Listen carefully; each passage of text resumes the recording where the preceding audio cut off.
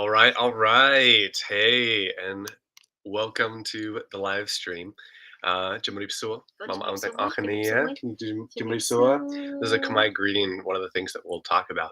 So, very excited to introduce my lovely two guests, Mhm. Lakana, my wife, And Azalea. Azalea, A little yay! combo of both of us. Actually, if you look at her, you can see she really is a combo of both. So, really excited to share some of Khmer culture with you all today. I have 5 slides to show y'all, and we'll be covering a few different topics, ranging from food to greeting to the roles in Khmer society. So, we'll get started pretty soon, and I'm just going to, well, let's just jump in. So, if you could hit that first slide for me, and we'll jump right into it. Thanks so much. So, yep, greetings. What does respect and disrespect look like in Khmer culture? Spirituality, food, and roles. So, I'll throughout this time, Lakina can be giving her opinions and thoughts, and I think she is the professional, the expert on Khmer culture here. So, sure, I can say some about how it is in contrast to American culture, but obviously, Lex the expert. So let's hit that first or next slide. Next slide. First is about greetings. So if you can hit that next slide, then this is typically the sampaya. So you can see in the picture there, kids doing it, adults doing it. It's like a handshake. It's also just a general greeting. So you'll see people if you're going into a meeting or other things, like this is just how you greet people. It can be really quick. It can be a little bit longer. You can have it higher or lower depending on how, if they're much older than you, maybe you'd have it a little bit higher. And if you're your peers, maybe you'd have a bit lower, like down here. So tell me, oh, look at this, babe. Can you try, babe? Oh, I know. It's okay. It's good, babe. So, Danny, what would you say? Oh, yeah? Oh, okay. What would you say about the sampaya? Sampaya is the kind of the way that you kind of meet people and you kind of greeting them. Like when you meet a new person or whatever, even the people that you already know, you still can do that. Like, okay, chum rip sua, okay, Susday, chum rip sua, but chum rip sua is very formal and very respectful. And Susday is kind of like hi. casual, like hi. Chum rip sua is like you greeting them in a very way for like, Right. and a lot of time like you say chumipsu to the elder a lot. Yeah, or when you're going into someone's home, Or maybe. you go to someone's home, or you go to like you thought like, okay, someone, it's not mean like you say Susda is not respectful, same respectful, but it's just the word chumipsu is more formal. Yeah, yeah. And it's just the difference between how you would greet an acquaintance or maybe an elder versus how you would greet maybe your peers or someone that you knew really well. That being said, too, you're probably not going to do this too much to your peers. That was one thing that I had to learn is that it's like you don't always handshake your really good friend that you see all the time. So you don't sampaya to them all the time. Once it's casual, it's casual. Now, if you start sampaying and sampaying everyone, people will sampaya back, but just know that it's a little bit more formal as well. So sometimes that can kind of create like, oh wait, I thought we were friends, but do you just still think we're acquaintances? So just good to know. Next slide. Hi, random guy. Yo. All right. Respect versus disrespect. So I put 2 pictures of elders on here because I think a lot of Khmer society has to do with like how you respect your elders. So I know that's something that kind of stands in contrast to American culture, because in American culture, a lot of people, it's about independence or kind of doing your own thing, or but it's in, and I would say American culture probably like 50 years ago. But in Khmer culture, we really want to respect our elders. So we're wanting to make sure that like um, we're listening to them, making eye contact, we're greeting them, we're acknowledging their presence, as well as, I mean, some even say your head shouldn't be higher than an elder's when you're walking by. I'm pretty tall, so I'm just not gonna, maybe I'll bend my head a little bit in respect. Um, oh, I think I know who random guy is. Nice, welcome, Bolong.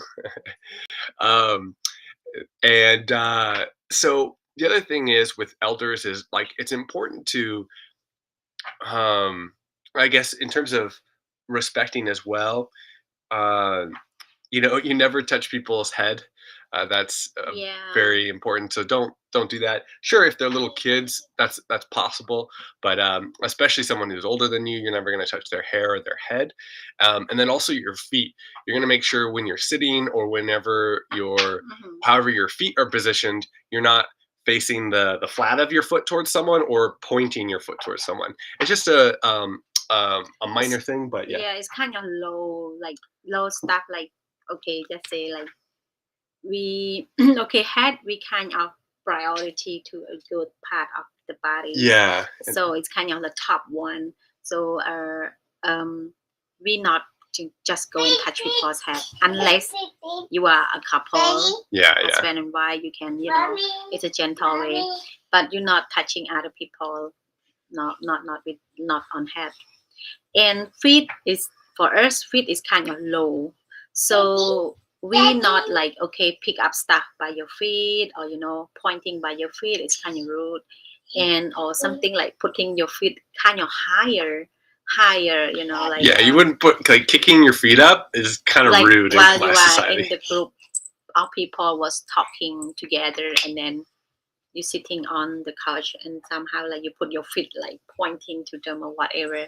Yeah, it's kind of rude a bit, but it depends on the family. Some family they can do that, is okay, but a lot it seem to be you kind of bend your feet way more, hiding it, not just really sticking it out to people. And another thing that people didn't tell me, I found out the hard way, um, by making this mistake, is sometimes the Khmer houses can be a bit small, but even with that, do not ever step over someone. Even if you're stepping over someone's feet, No, we do not step not all step over someone. over. Why? Because think about, you step over a mud puddle or trash or something like that. So to step over someone is really disrespectful in a lot of things. That's why you also would never step over something holy like a Bible or anything else like that.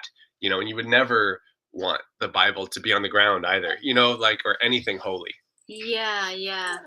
Like kid, we always like helping them not to step over elders. Like for example, she's still young, she's just learning. But like when she's walk a staff, like we kind of let her know, like aware of the people's feet and stuff Hmm. like that. And this is apply to my society everywhere. They Yeah, know that. Yeah. definitely, definitely. And I think that there are some of like the younger generation that are getting a little bit out of touch with their culture and having respect for the elders, but there's plenty, and I'd say a majority, still have that respect, and we hope that that still continues. Yeah. All right, let's go next slide. Just like the- yeah. Is the ocean a soup? Yes, it's fish soup. Random guys belong. I'm pretty sure. All right. So I don't know if we can make that slide kind of big. I really want people to be able to see the details on that. So Cambodia is a very spiritual society, and so I just want to point out a few things. And the right side, you can see a spirit house, as well as on the bottom left side as well. It's a spirit house. You'll see those out in front of people's houses or even their businesses. And the idea is that you're making a home for that spirit that is going to protect you and your business, etc. And you want to make a home for the good spirits because you don't want to be affected by the bad spirits. Um, and you can see in the middle there, that's also like kind of a spirit house, but it's like a wooden one, kind of in the countryside, um, attached to a tree. So that's like the spirit that maybe is around that tree. That a child, like there's a child spirit. Mm. The wooden house on the wooden basket. It's a child spirit. We call Okay. Marin Kong Will. I see. Yeah. So now people will put taupe or the incense Candy there. and stuff on it. Oh, they put candy as well. This is Um, for the meringkong wheel. You see the basket. yeah, I When see it. wherever So you see the basket, and then you can hang it up there. There is a little bit of like a red fabric, a little bit. Sometimes they attach red fabric. Sometimes they're doing a small house on top of it. That is we call like meringkong wheel. Meringkong wheel is a group of children spirit, which is like people believe that whenever you having like for example something like gonna happen, the children are spirit, the spirit of children that kind of yeah, yeah, telling okay. you first what's happening. And some people they use that as a like you know kind of Fortune telling type thing or what? yeah kind of like for example they having business, so the group of children spirit kind of inviting customer or some stuff like that. I see. I Yeah, see. Yeah. So one of the things to like yeah. kind of bodyguard like Yeah, yeah, that's kind of the idea of the spirit house, right? It's kind of your bodyguard for your business, your house. Um, so one of the things that I just want to throw out there too is that a Western mindset would say, "Oh, wow, that's nice superstition. Oh, that's a nice tradition." But a lot of times, people from a Western mindset don't realize that there really are spirits. Whether or not there's a Mm, spirit in that house, there are definitely lots of spirits, and most Khmer people are very aware of them. And a lot of Westerners, have been trained by our culture not to be aware of them or to dismiss things. And so I think it's just really important to remember that there is a wonderful spiritual awareness that a lot of Khmer people have that we've lost in most parts of the West. And so, thank you. some of this stuff, Akun, again, it's just out of our experience. And but there, I mean, there are legit things that happen, and I mean, won't get into it here, but there are some pretty wild things that really blew my mind as a foreigner to see the spiritual implications of some of these spirits. you want that one? So it's nothing to mess around with, but cling to the Father, the one and only Jesus Christ, as well. So it's just you've got to. It's all the more important as you're going over there, especially if you're a Christian, to just remain close and with the Lord to have that discernment. And you will see the power of God for sure on display in Cambodia. Up here in this middle picture is the giants at Angkor Wat, and that's part of um, Hinduism. right, part of folklore as well as Hinduism. There's a lot of like kind of the Hindu deities that are interwoven, intermixed with um, like in the Buddhist temples. You'll see paintings of that, so it's all quite a mix. So then, what do we have here? Upper left. What's also really really neat to see is that Christianity is really um, starting to take off in a lot of ways. Hun Sen, the prime minister, in that upper left corner, actually came to speak at the 100-year celebration for the gospel being in Cambodia 100 years. And Christianity has a really um, deep meaning for a lot of the Khmer believers because it's um, they've many of them have really seen the power of the Lord in their life in ways that I think a lot of my Western friends could relate to, and so it's a beautiful thing. But they're very spiritually aware, and so that's something that's a big part of culture and a part to be celebrated, respected. All right, next slide. Chan? Chako? Maybe. All right, food. Tell me what's your favorite on there. Mm-hmm. So Yeah, like on the bottom right or like right? yeah, bottom right. Bottom right there is nuban chop. So it is the noodle with my traditional I mean soup on top of it and add it like it's a lot of vegetable. Yeah, That a all lot of fresh. people Like like picked that morning and you mix it all together. So good. like that dish is really good because like the noodle you kind of homemade and it's just used for a day, like whoever making it they start in the morning and then we sell just only one day because it kind of go back on the next day if you don't like keep it properly. Some people they can keep it in their fridge or whatever. But like Cambodian, we like to use it just one, like made in the morning and use it for that day. And it's very healthy. You just see about see all the vegetable. It just mix all the vegetable with different colors. And the noodle it made from the fermented like flour, so it's good with probiotic too. Mm, And the I don't know. soup, you see the yellow like soup thing, it made from there's a fish, and there is a spices like lemongrass, galangal, Yeah, turmeric, garlic, super healthy. peanut.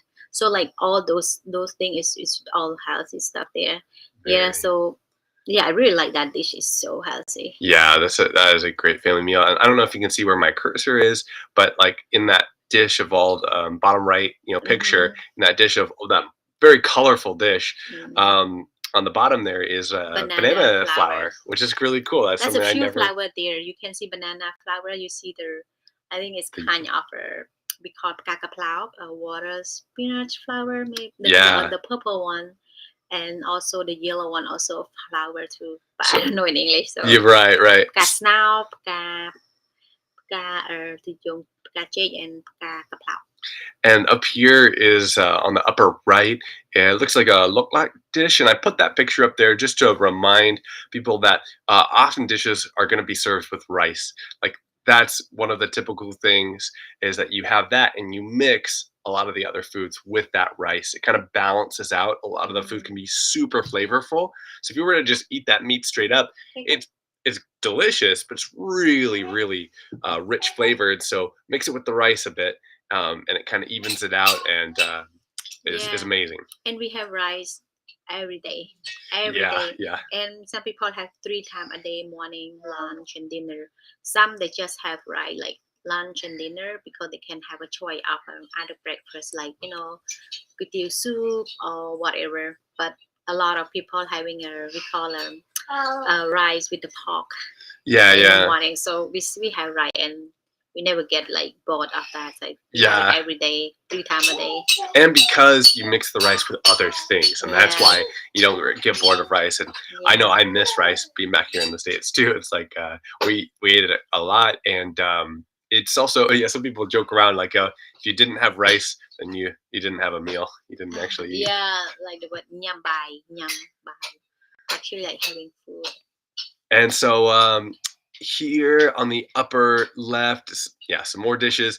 In the middle, top middle, you can see all of those different meats set out. This is like at a market or selling on the streets, and this is Hmm. really awesome too. You could just drive right up on your moto, Yeah, pick out the things that you want, pay for it right there. They'll pop it in a box for you to go, and really good fresh yeah, meats.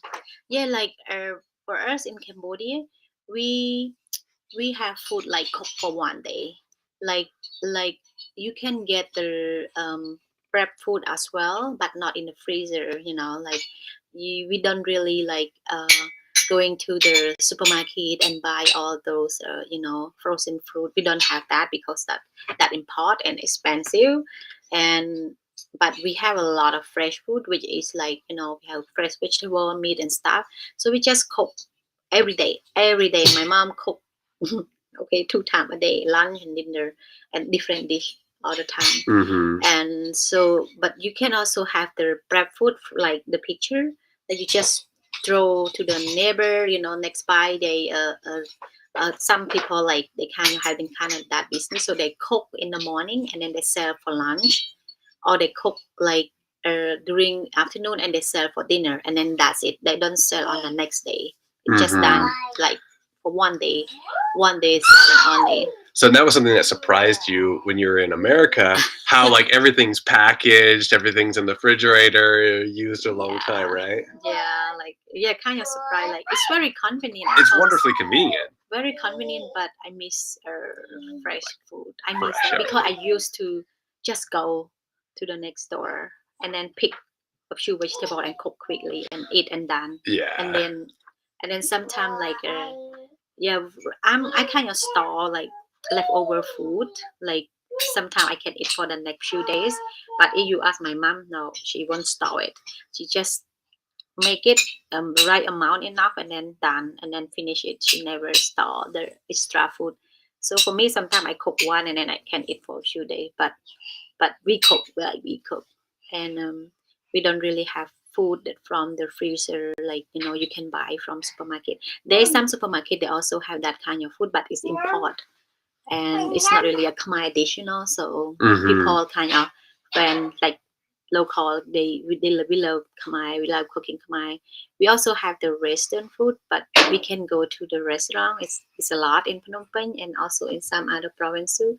Like you can have burger, you can have pizza, which is not from the package like they made it. So Right, right. yeah, Everything's we fresh. can we can go to the Western food too. So definitely, definitely. So someone asked, uh, what are some of the side dishes or desserts that are famous in Cambodia? Uh, famous in Cambodia, we have some lococo. We call mixed vegetable soups. If if we kind of identify like before, I don't really notice that. I just know like it's just vegetable soup. But if you kind of see all the ingredient, it's very healthy. Like vegetable soup, we call some lococo. We have a lot of vegetable, like maybe about 10 kind of vegetable.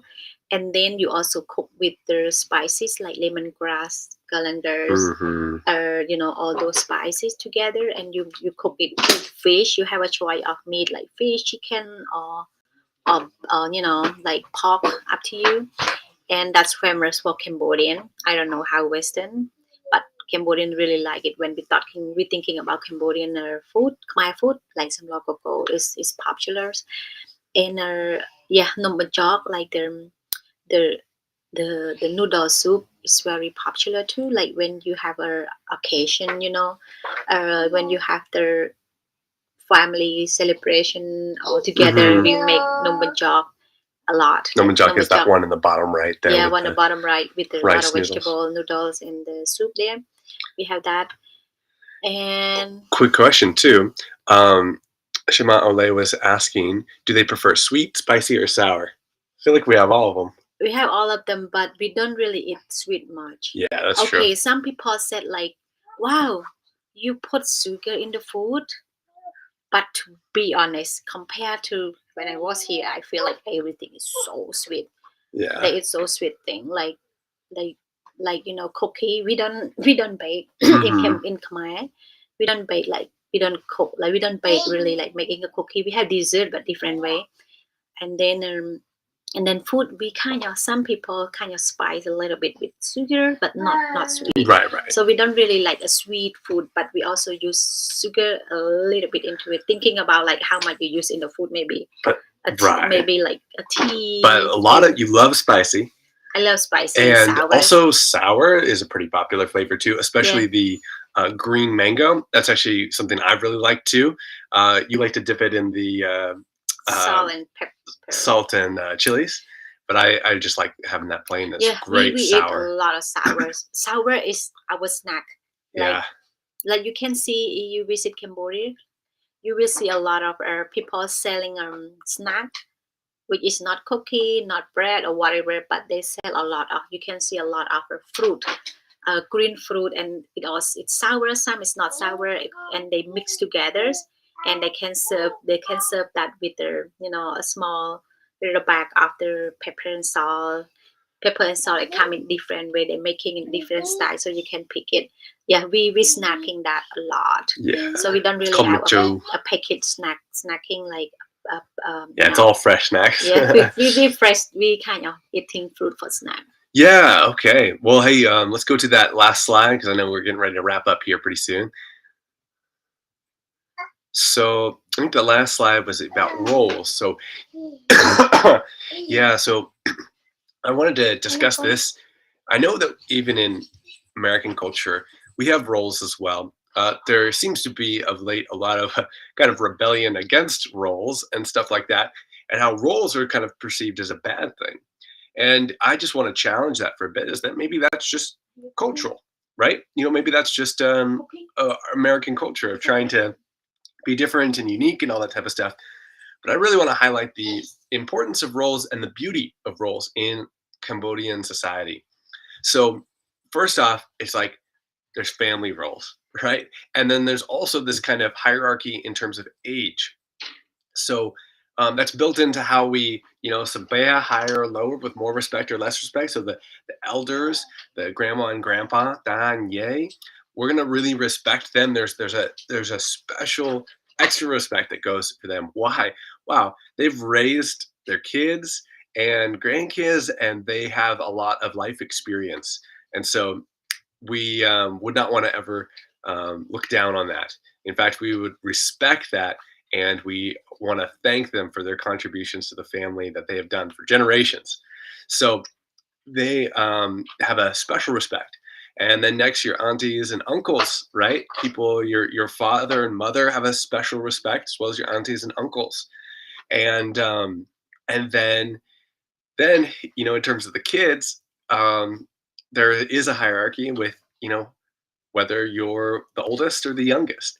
And those oldest, there's a lot of responsibility that would go on the oldest to take care of the younger siblings, to help out around the house, to help parents and everything like that. And so these are great. And I think that, you know, a beautiful thing with that is, you know, you don't you can instantly come into a situation and know where you kind of fit in the family. If you gather with a group of people, just based on age, where you fit in terms of who you need to listen to, and how that would fit, like kind of in a family setting. And also, it's built into the language.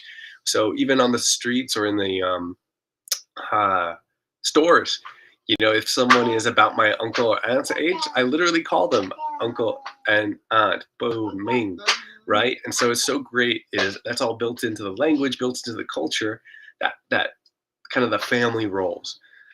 Furthermore, there's even male and female roles, and so that's another thing that in the U.S. We're having a lot of confusion about these days, and I heard it said really well by one of my friends that in um, in U.S. culture, or like American culture, we think that having gender roles is limiting, but in a lot of other cultures around the world, having gender roles is actually almost comforting, and allows you to know where you fit pretty quickly. You don't have to spend so much time being confused on where you fit in. Um, and so I don't know. What would you say are kind of in a family? What do you think maybe would be the different roles for like men and women, or maybe even in society? Mm-hmm. Um, as a role, like we kind of man like dad, Yeah. leading in the family, supporting with his wife, supporting with the woman. So we kind of give the role to the man to lead the family, and like also like making decision and other thing. We both making decision, but as a woman, we kind of like respect to the man to making decision, and then they talk together with that. Yeah, and for the making decision in the household, like design cooking and stuff, it's called to the woman. Yeah. But Yeah, I don't definitely. know. I don't Yeah, know. no, I think that's I don't great. really know. What about, do you think, uh, do you notice anything about also like kind of like grandparents, as well as like is there any extra things you would do to really respect your grandparents or your parents in Khmer Yeah, society? in Khmer society, okay, that's what I kind of noticed. Like our Khmer society, the kid, um, it not mean like the parent in control to the kid, but that's how we grown up. Like we respecting them, and we don't really grown up as okay having your own space. Do whatever you really want to, or stuff like that. We kind of like whatever we want to do, we need to thinking out like okay, is that honor my parents, Mm, is that it's gonna hurting them, because to be honest, like every parent is just want you to grow up well, want you to go in the right directions. So sometimes we still kid, still young sometimes. So whatever we make decision, or on the way we might be bumped to something, so that's what we kind of aware with that, like whatever we go we respect our parents, and also like want them to know like we going on the right way, something like that. And yeah. Yeah. No, I think that's really well phrased. So with that, I think that would conclude. Maybe we can end with our Can I see Bible your picture? verse, and Can I see your picture, okay? yeah, I think we'll wrap up there. The Bible verse of this session is going to be Revelation 7:9-10. Wow, what's Um, that? so this is John, as we're looking. Okay, after this I looked, and behold, a great multitude that no one could number, from every nation, from all tribes and peoples and languages, standing before the throne and before the Lamb, clothed in white robes, with palm branches in their hands, and crying out in a loud voice, "Salvation belongs to our God, who sits on the throne, and to the Lamb." And all the angels that were standing around the throne and around the elders and the four living creatures, they fell on their faces before the throne and worshipped God. So one of the things I love about that verse is it talks about how from every nation, from all tribes and peoples and languages, standing before the throne and before the Lamb. And so this is the beautiful, beautiful thing about the kingdom of God, is that he has drawn in people from all nations for his glory, and we are his. So whether or not you decide to visit Cambodia, you might meet some Khmer people in your backyard. There's plenty of Khmer brothers and sisters here in the U.S. as well. So wherever, just know that like in heaven, that's what it's going to be like. It's going to be people from every tribe, every nation, all sorts of languages praising the Lord. And so if you get to be a missionary, that's a wonderful way that you get to be a part of that. If you and hopefully, no matter what culture you get to experience, whether it's Cambodian culture or whether God's called you to a different culture or different people, or to your own people, then you get to remember how beautiful that is. Now it's all pointing to the glory of God. Thank you guys so much. Any last things you want to say? I think that's it. All right, Jimmy Palia. If you have any other questions, you can pop them in the chat. We'd be happy to answer those for sure. Pop in any questions that you so have. Of course, you can always do questions and answers throughout the session. And yeah, pop any of those Q&As that you have. Jared was asking, are there any special cooking techniques? Oh, look at that. Is that a crying baby? Oh, we need to get a tissue. I'll get a tissue for her. Oh, yo. Hey, where's that smile? Jared was asking, are there any unique cooking techniques or special things related to Khmer culture? Unique cooking techniques. Okay, most of the dishes we use fermented fish. Most of the dishes. Yeah, fish sauce and stuff. Yeah, to adding the flavor that kind of unique. If you don't have that, not really makes. Like we have a sour soup. Every sour soups, we have the fermented fish. But you can't really tell if you're not Cambodian. But for us, if we taste the soup and then we know that there is not all half there. And even number job, the noodle with a lot of vegetable and soup, they also have fermented soup there. Fermented fish, sorry. This is on. Hey. Hey. Thanks for tuning in, and hope your recent trip to Cambodia was awesome. Yeah, that's fun again. Try a lot of Khmer food, right? Your wife too. Yeah. My love Khmer food. She miss it. They went for balut. Oh, did they? Yeah. Nice. Did you like it? I love that stuff. It's bông tia con. It's the fermented duck egg. Well, not even fermented. It's just cooked duck egg. Cooked duck egg. Yeah. Just cooked duck egg with cooked duck embryo. It's like the duck's already sort of developed. It's like balut in the Philippines. It's actually really good with lime and pepper. Black pepper. That's really nice. And garlic. Oh, I miss it. Can you say hi? Hi. Say hi.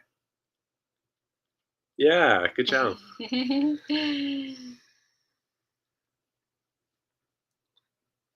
New Year. Yeah, Khmer New Year for sure. Oh yeah, you were right there in Khmer New Year. Fortunately, the hottest time of the year, but hopefully you got some fun time with the family and whatnot. Yeah, good, good. Ooh, someone making. Oh, Maya's here Hi, as well. Mai. I talked to her a few days ago. Oh, good, good. All right, well, this one is gonna run out of patience soon. You did good for most of the time. Lên lên thật được đấy. Ai nãy chọc này.